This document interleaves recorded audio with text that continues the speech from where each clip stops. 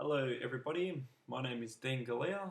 Today I'm going to be talking about my online resource which I found on Scoodle, which is called Number Trains 1 to 20. The online resource concentrates on place value for foundation level. So how this activity links in with the Victorian curriculum is by establishing understanding of the language and processes of counting by naming numbers in sequences initially to and from 20, moving from any starting point. So that knocks off the, where is it? BCM and A069. Sorry, Michael, I copied your idea.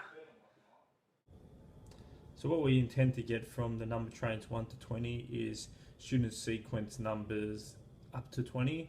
Students connect numbers, words and numerals to the quantities they represent. So that's like 10 frames and base 10 blocks. Also, students can recognize place value in 2-digit numbers. So just prior understandings and skills that students actually need before they actually can learn this resource is they must be taught numerals, tens frames, number words and number ordering.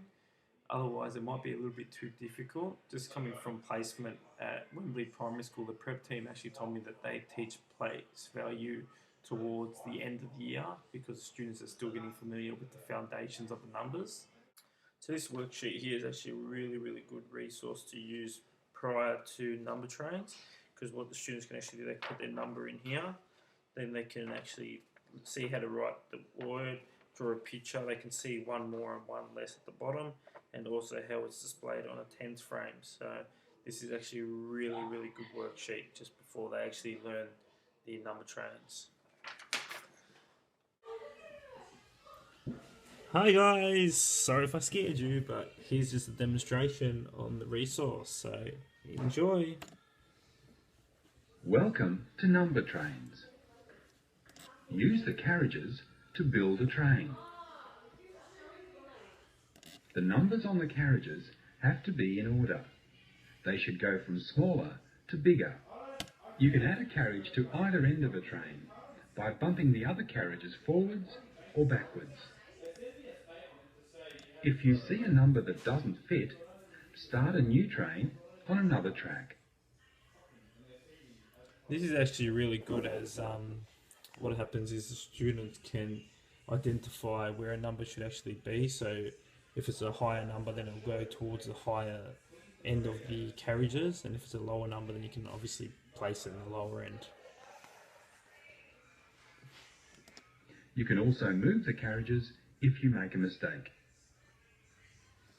That's also really good because students can identify when they make a mistake. They can look at numbers and say, for example, they've placed an 8, and then on high carriage is already a 7. They can put it on top of the 7 and it'll push the 7 backwards.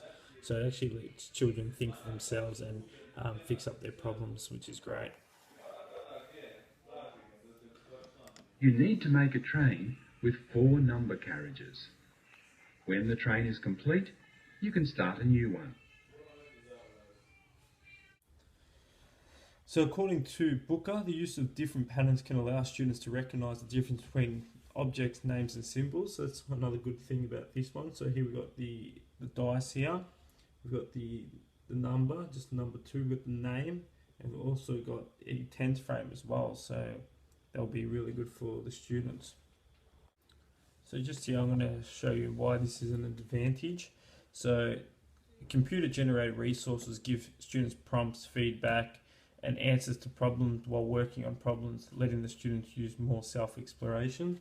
So for example here, I've got 11, just make a little bit of a mistake here. So, oops, that number is too small to make a train on this track. Try putting the number on another track. Not quite. The numbers should count forwards, like 1, 2, 3, 4. Try this carriage on the other side. So that's actually letting the students remember the sequence as well. So it's actually counting 1, 2, 3, 4. Okay, to finish off with advantages and limitations other than using computer generated resources is there's actually lower skilled number trains from 1 to 10, which can follow the sequences suggested by Booker that build up the one-digit numbers 0 to 9 as a basis for all the numbers. Then they can establish place value with the two-digit numbers. Also, there's a higher number of trains 1 to 100 and an assessment as well for teachers to look at where they can go back to see where the students have gone wrong or where they've gone right. And with this activity, students will be able to talk out loud when doing this activity. Therefore, teachers can check the mathematical understandings and make decisions about the type and amount of support that the students actually need. So thank you for listening, guys, and enjoy the rest of your day or night.